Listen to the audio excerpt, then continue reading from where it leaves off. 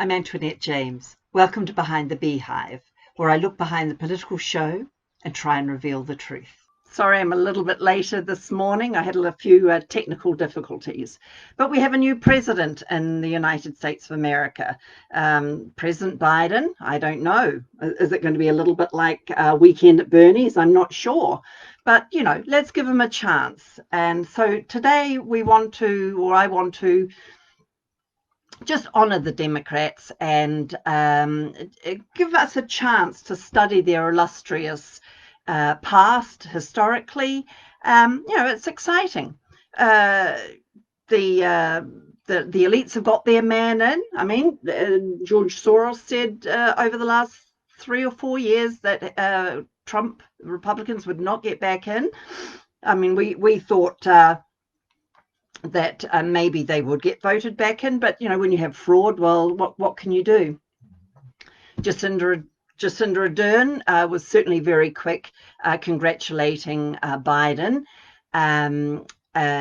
way before the elections or the votes were solidly counted. But anyway, here we are now.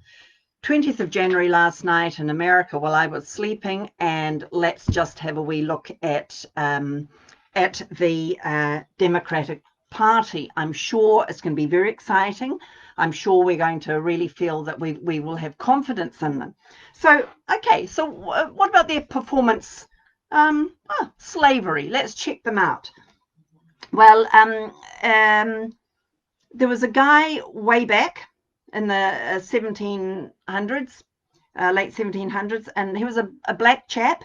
His name was Frederick Douglass, and he wrote a book, My Bondage and My Freedom. And the thing that he kind of discussed and looked at was what was around at that stage, which was the 3/5 clause. And it was bandied about that, black Americans were only 3/5 of a human. And that's the way he had been told by people around him, we're just not human. And then he realized actually, and this was significant because this was the Constitution.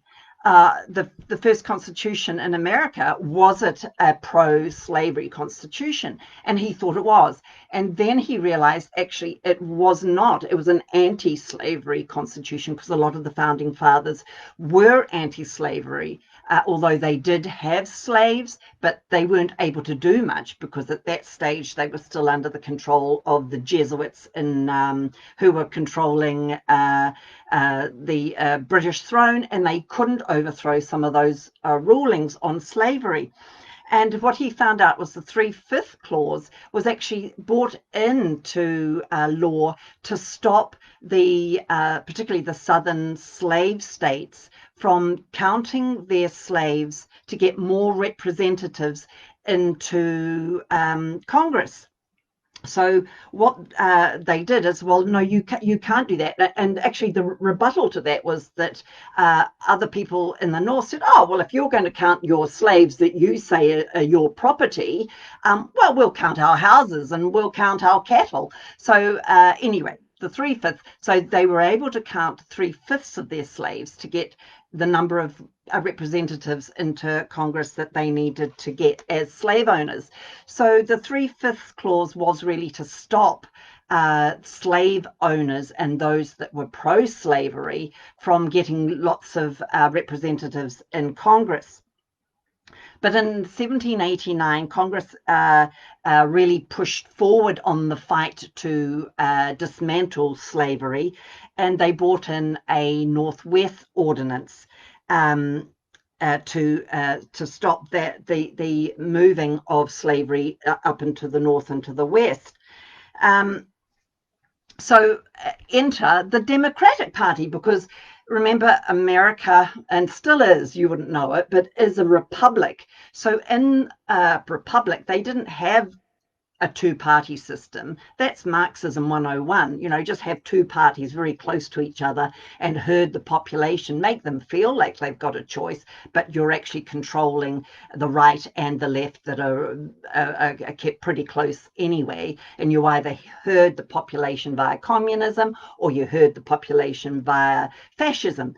either way, it's a left-wing ideology and a Marxist way of running politics. I think it was Lenin that said, don't tell the people that there are different ways of governing. Let them think this is the only way. Anyway, in 1792, it was Thomas Jefferson. Now, I'm not sure why he started the Democratic Party, but he started it.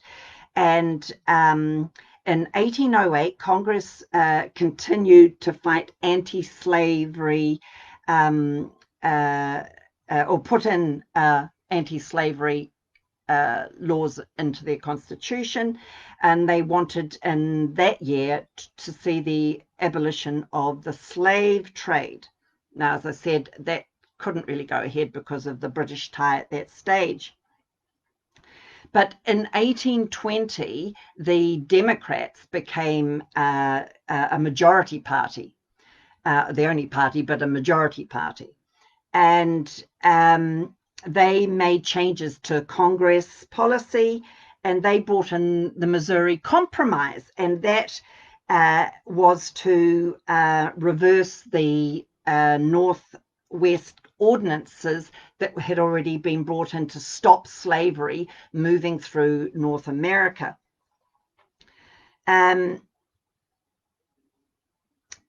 This was the first time with the Dems, now the majority party, remember, for the first time in American history, slavery was an officially promoted position in Congress. So we can thank the Democrats for that. So they have got a great illustrious beginning. So let's see how they go on from here.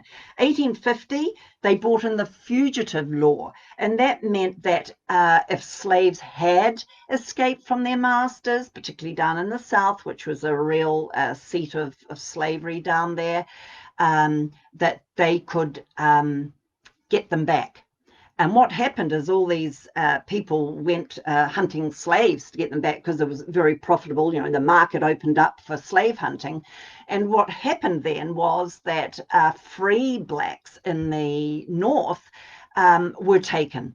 And they didn't get, because of the Fugitive Law, they weren't allowed a trial by jury, and they weren't allowed any redress.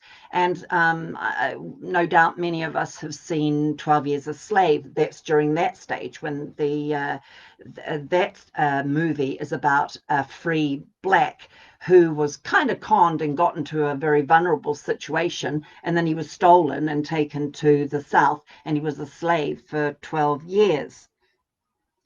So at that stage as well, many blacks, particularly in the northern states, they actually fled to Canada. It was just too frightening and too scary for them. So there was a big exodus from North America up into Canada.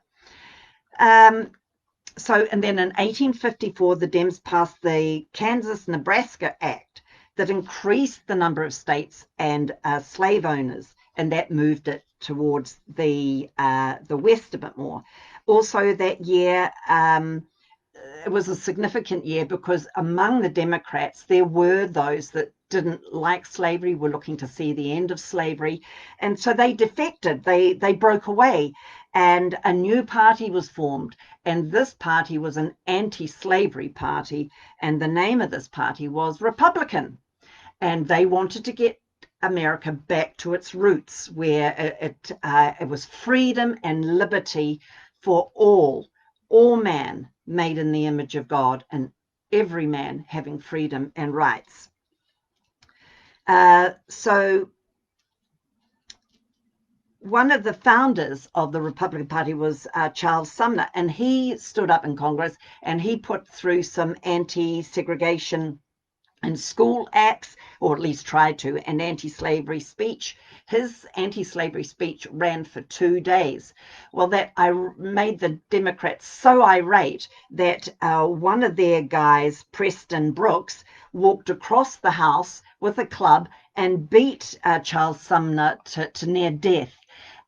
He was beaten to such a pulp that it took him 3 years of convalescing to recover. And after 3 years, he got back into Congress, or 3.5 years later, really, he got back into Congress. And the first speech he gave was an anti-slavery speech again. So in 1856, the Republican Party entered their first elections, and 6 of their 9 planks that they ran on were anti-slavery and civil rights planks, as in the Declaration of Independence.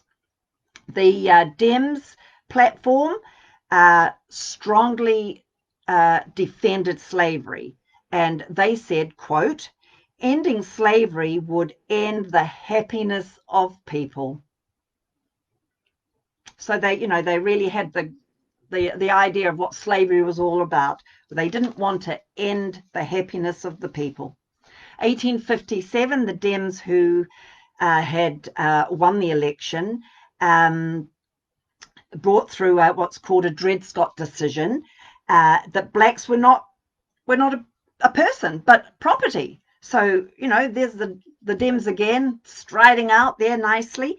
So therefore, since they weren't people, they had absolutely no rights. And in fact, they said, quote, slavery is for the blacks' benefit. Woo! So caring. That's lovely. And you know that Margaret Sanger into the 1900s was very anti-blacks, called them weeds, called Jews weeds, anyone that wasn't white. The elites were all on board with her. Bill Gates of hell's father was one of the founding members of Planned Parenthood, which is an abortion clinics that were put predominantly in black and Hispanic, but predominantly black neighborhoods, still there today because they needed to get rid of those blacks. So way back then, in 1857, it was deemed that they weren't people, and today among the Democrats and the elites, they're still saying that, and they're basically saying the unborn baby, black baby, is not a person. Let's remove that baby. The elites have been putting a lot of money into Planned Parenthood, and George Soros with his open foundations, Nancy Pelosi, a Democrat, Hillary Clinton, a Democrat, both got the Margaret Sanger Award, and they both were highly honored and endorsed the work of Margaret Sanger. She used to go around and talk to their Ku Klux Klan women and got them moving on the whole idea. As you can imagine, it wouldn't take much to get them moving. So anyway, 1860, we get Abraham Lincoln, a Republican, came in, and they won the Senate and the House, and it gave them control of the laws. So they really started pushing through with a lot of freedoms for blacks and civil rights. So of course the Dems spat the dummy and they left Congress. They just took off. And that's when secession of the southern states came about. And as we know from Abraham Lincoln, he spent a lot of time doing that. The war wasn't really about emancipating the blacks, but obviously it was about getting those southern states back into the Union. The Southerns saw it as aggression and an act of war. But the outcome was that, as we now know, that was liberty and freedom for all. So anyway, 1862, slavery was abolished in Washington, D.C. 1863, Emancipation Proclamation was issued, freeing the Southern blacks. 1864, civil laws were passed and others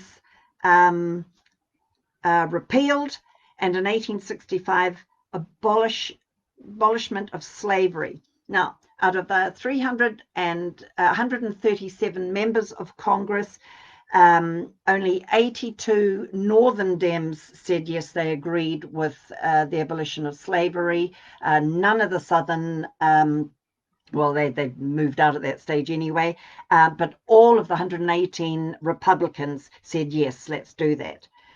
So the Dems started to speak out and propagandize that the races weren't equal.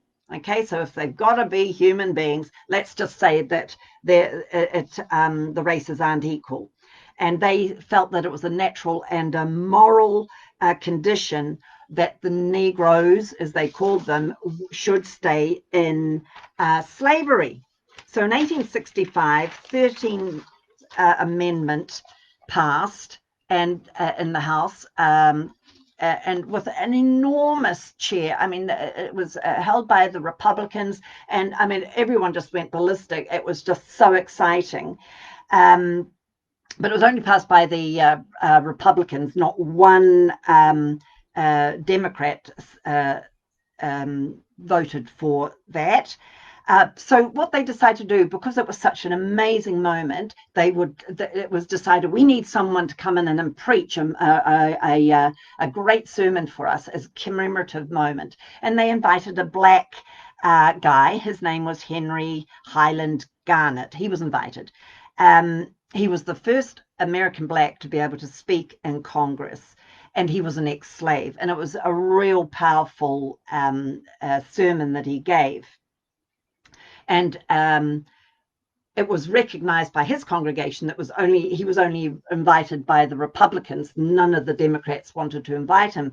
So, we could say a lot more, but I'll leave it there because I want to step on to the next. This is slavery. So I don't know the illustrious Democrats on slavery. I don't think it's even worth looking at. So, schooling. I'm sure they will be great with schooling. I'm sure they want to have lots and lots of people, blacks, really lifted up in life. So, remember, the Democrats got control of the House in 1876. Republicans supported integrated public school for all children, but the Democrats opposed that. They said, if the blacks have to be educated, they'll have to be educated somewhere else. So the Democrats published put a document, published it into the House of Representatives, and it was titled "Separate Schools for Whites and Coloreds with Equal Advantages. Mixed Schools Never." Okay. So now the year before that, in 1875, the Democrats, seeing what the Republicans were doing to try and get equal education and integrated education, they wrote another article, and it was called "Tricks of the Republican Executive Committee Exposed." And what were they exposing? Mainly in Ohio, that the Republicans wanted blacks and whites to be educated together. Let's educate our children. So then the Democrats spat the dummy again, and they went around and burnt all black schools. Now, some of the black churches also taught, as you know, historically through the West and into Europe, children were taught at churches. Before schools were a thing. A child would leave each day about the age of 12, and they would go to under the minister and learn. So the Dems thought, well, we just have to burn these churches down. So there was a spate of churches that were being burnt.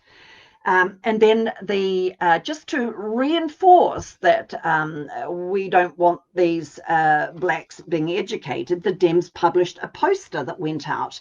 And on the poster was a picture of a white school teacher, half stripped naked and being whipped, tied to a tree. This really happened. This was a real whipping that a real teacher got. So they had the drawing of her on the flyer, and then it said this, quote, "Miss Whoever, we send you a picture of the way we treat a Yankee school ma'am in this county last year. Beware lest you share the same fate." So there it is. There's the threat went out, right up, bold, front up threat, that if anyone else would dare to teach a black child, they too would be tied to a tree, half stripped and whipped. So 87% of the Dems voted against the inclusive schooling civil rights bill at that stage. That was struck down, in 1954, so it took a long time for them to come around and begrudgingly accept that. So the Dems' response to that 1954 reversal, in 1956, they brought out what was called the Southern Manifesto, and it was denouncing the integration of educating black children along with white children. And that was supported by 100 congressional Democrats, 19 Democrat senators, and 81 Democrat representatives. That is almost unanimous. They were not going to have a bar of this. So that doesn't sound very good for the Dems. I was hoping that I was going to hear some pretty great stuff, progressive stuff, and stuff that, we're hearing from the United Nations for equity. And I mean, this is after United Nations had become an entity.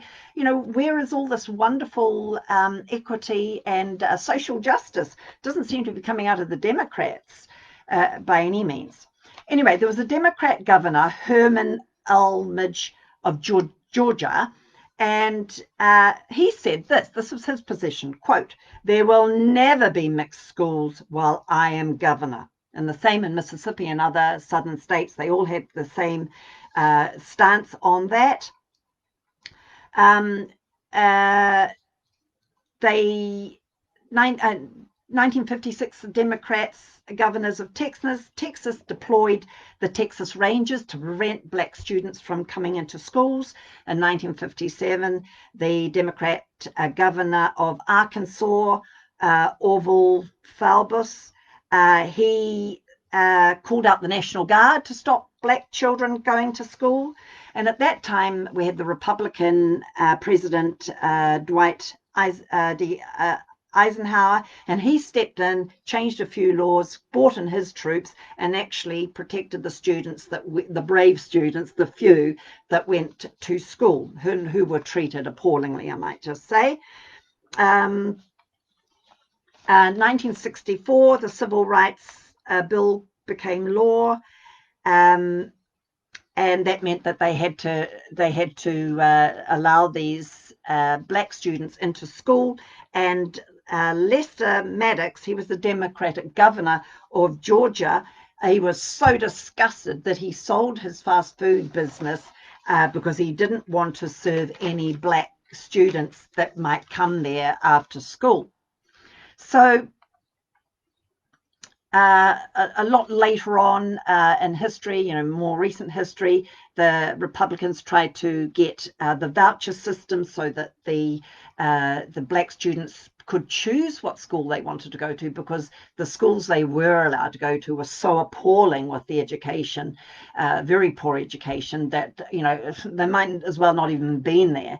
And only 1% of Dems supported it. So Dems, I don't know, you're not very good with education, but media, I bet you're fabulous with that. Let's see. Okay, 1915 pro-Klan movie called Birth of a Nation was released. And it was used as a recruiting tool for the Ku Klux Klan, and it worked brilliantly. It recruited 2 million people to that organization. And it was the movie was built on the material from the Democratic Woodrow Wilson, which we know was just a pawn in the pocket of the elites. He pushed through with the League of Nations, and he pushed through with the United Nations. He destroyed his government. He even said that on his deathbed. He was just a shill for the elite, really on their push to where we find ourselves today. And he was Woodrow Wilson showed this movie in the White House. This was the first movie that had ever been shown in the White House. And it was a shocking movie, and with the abomination of calling it a birth of a nation. So no, I don't think the Dems are very good with their media. But hey, voting, I bet I'm sure they're much better with that. So let's have a look at voting. Once in 1865, we've got the 13th Amendment was passed, the abolition of slavery. Blacks were out registering to vote in big numbers, because suddenly they had that opportunity. And in fact, some of the small black parties were established. So, but the Democrats started to put obstacles in their way. They brought out a polling tax, so you had to pay, and blacks were often too poor to pay. They brought out a literacy test, sometimes up to 20 pages long, to be marked by a Democrat, and if they weren't deemed high enough literacy, they weren't allowed to vote. They brought the grandfather clause in, that if your father or grandfather hadn't been registered prior to the passing of the 15th Amendment, they couldn't vote. Suppression procedures, multiple ballots were put in different locations and shifted at the last moment, guarded in case blacks did find it and tried to vote. And that was called also the hide and seek polling procedures there as well. Black codes, that was part of the Jim Crow laws, restricting opportunities and rights for blacks. There was forced segregation. Democrat state laws replaced the anti-segregation laws in 1875. There was also the redrawing of voting lines to make sure that they had less blacks in any one place, so that they could keep their people in power. They also brought in white primaries. Only white people could go into the primaries. That was brought in 1927. 1935, it was upheld by the Supreme Court, and in 1944, the Supreme Court eventually struck it down. And of course, they had violence. They had the Ku Klux Klan ready to go at any given time, and we know the trauma that caused for decades. They brought the revising state constitutions, so they revised some of the constitutions to disallow black voting. Then they brought in property rights. If you don't own property, well, you can't vote. Then they said, well, you've got to be residing in your state for up to 2 years minimum before you can vote, so that knocked more out. And then they started to introduce some voting fees. That was struck down in 1971. So although in many of the southern states, black demographics outnumbered white demographics, they never really got a chance. So I don't know, voting Democrats, horrendous record. So my last one, because this is going on a bit long, but I wanted to get it all in here today. Politics. So, you know, obviously this is the big one, and needless to say, if nothing else is going to work, what chance would the blacks get? But let's have a quick look at this anyway. Let's see some of the stats. The first 42 blacks elected to state legislature in Texas were Republicans. The first 95 black representatives in Louisiana and the first 32 senators in Louisiana were Republicans, no Dems. The first 103 blacks elected to the state legislature in Alabama were Republicans. And the first 112 black legislators in Mississippi, Republicans. The first 109 black legislators in South Carolina, Republicans. The first 46 legislators in Virginia, Republicans. The first 30 blacks in Florida were Republicans. The first 30 in North Carolina were Republicans, and the first 41 in Georgia were Republicans. Not very many black Dems there. Okay, all right. Let's see if they'll pull their socks up as we go forward. Now, the Dems were very, very upset at all this, and in 1866, they decided that they would just crash any Republican convention in New Orleans. And so they did. And it was reflected in other states. In New Orleans, 40 blacks were killed, 20 whites were killed, and 150 black and white were wounded. So it's just a little bit like Antifa. It seems to me that the elite and the Dems like to move straight into violence. We've seen that over the last 3 to 4 years now, and it's all the left. So the Dems, at least they're consistent. In 1866, the Dems were losing their edge, obviously, good to say. So they decided to start a national organization with the purpose of breaking down the Republican Party and regaining control. So the Democrats started the infamous Ku Klux Klan. The Democrats, they started it. The Klan spread the word that a black who voted Republican would be punished by death, and there's lots of posters of the day that you can see, quite graphic posters. And this spread to white Republicans as well. You know, if you're supporting blacks or you're going to be voting, we're going to go for you as well.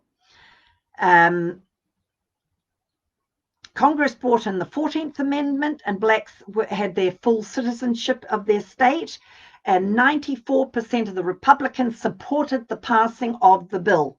And the Democrats, all you could hear was crickets. None of them supported the passing of that bill.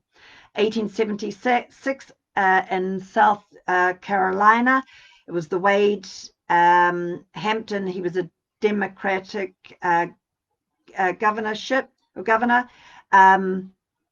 He was supported by what was known then as the Red Shirts, which really was just a part of the Ku Klux Klan that kind of, you know, got themselves dressed up a little bit differently, a bit like Antifa now wearing black. They got themselves into red outfits called the Red Shirts. And they said, we must get to all Republican meetings, day or night. We must get there. And quote unquote, we must be well armed. So, you know, this moved from, rhetoric of anti-blacks to actually, you know, we're going to genocide, really, isn't it? I mean, you know, let's call it what it is. 1868. The Ku Klux Klan Grand Wizard Nathan Bedford Forrest, he was a slave trader. He became the honored leader of the Democratic National Convention. And as of then, the Southern Democratic states just ignored all the laws that Congress had put in and just ended up attacking the blacks. And they just brought in changed their constitutions to suit themselves. 1872, new constitutions were passed federally. That was the 13th and 14th Amendment. 7 blacks were elected to the US Congress, all Republicans. They were pastors, they were ex-slaves, they were highly educated, they were businessmen of wealth. And remember, this is only a few years after slavery had been abolished. These men just rose themselves up. They were self-educated, self-made men, black men, self-made men. And one of them was multilingual. So that really, really kind of put a footing for blacks in the country there. But not among the Dems, though. It just made them more furious. But Black Republican Senator Hiram Rhodes Revels was one of 3, the first 3 senators, and they were all Republican. So just to put this into perspective, this is, you know, way back in 1872, the Democrats finally got, well, their second senator, admittedly, but finally got their first male black senator in with Barack Obama. So it took them to the 21st century before they could ever even think of having a black there. And I've got to say, he was groomed from childhood. He was groomed for the job, to be that puppet, ready at the right time. Okay, so the first black elected to the House was Joseph Hayne Rainey, Republican. The first of 23 blacks elected to Congress were all Republicans, and 13 had been slaves. Again, they home-educated, self-made. 3 were ministers, 7 were attorneys, 5 were school teachers, 4 were university presidents, and 13 state legislators. The Dems' first black elected to Congress was in 1935, and that was in the North. The Democrats' first black elected in the South was in 1973. So, they're not holding up their end very well there at all. And that's because the district lines were changed. Otherwise, that wouldn't probably even have happened. So after the Civil War, the Southern Dems used everything and moving into violence. I'm just going to move down quickly as I can. I'll skip out a few things. 1871, a bill to punish violence to blacks in the South was passed. No Dems in the North or the South supported that. 1875, bill to prohibit segregation and discrimination. A black spoke in Congress about that. And he put the Dems down. They didn't have a leg to stand on. They were just silenced. So their only retort was, "Oh, he couldn't have written that speech. It was too eloquent. He's black. He couldn't have written that." So the Republicans supported the bill, and of the 114 Dems, not one supported that bill. 1876, the Dems unfortunately gained control of the House, and the civil rights came to a halt for nearly 100 years. And white supremacy arose in the South again. 1893, Dems held the House and Senate, immediately repealing all the civil rights, voting rights, and removed any punishment from the Ku Klux Klan violence. 1901, Republican President Teddy Roosevelt invited a black guy, Booker T. Washington, the first black to dine at the White House. He was snubbed by the Democratic Woodrow Wilson, but he became advisor to 3 Republican presidents. The Democrats never denounced the lynching of all of the Ku Klux Klan, lynched all those blacks and whites in the early 1900s. Still haven't denounced it. There were 4,733 lynchings, and 3,446 were blacks, 1,297 were whites. And the Dems blocked the passing of the anti-lynching bill. So they're good at blocking, so they've got to give that to them. 1946, Truman tried to change the Democrat policies, introducing the civil rights laws, but none of the Democrats would vote, and the whole thing died. 1982, Republican, this is Dwight D. Eisenhower, tried to push back at the Democrat Party, and he was the first president to appoint a black American to the executive on the White House staff. So we got that far. 1963, admittedly, Democrat JFK tried his best. He was really starting to wind back some of those laws promoting slavery, or at least anti-blacks and discriminatory laws, but we know that they took him out pretty quickly. Not just on that account, he tried to do lots of things to get us out of the elites' hands, give us back our money that wasn't putting us into debt. But finally, I'm just going to finish on this because it keeps coming up right till now. And here we go. They're in power. Let's see how long he lasts, and let's see what they actually do. But I'll finish on this. In 1964, after JFK was murdered, assassinated, President Johnson was put in, and he is implicated really right up there with the assassination. And it was really, he did sign the civil rights laws in 1964, but that was mainly because of the amazing pressure of Martin Luther King Jr.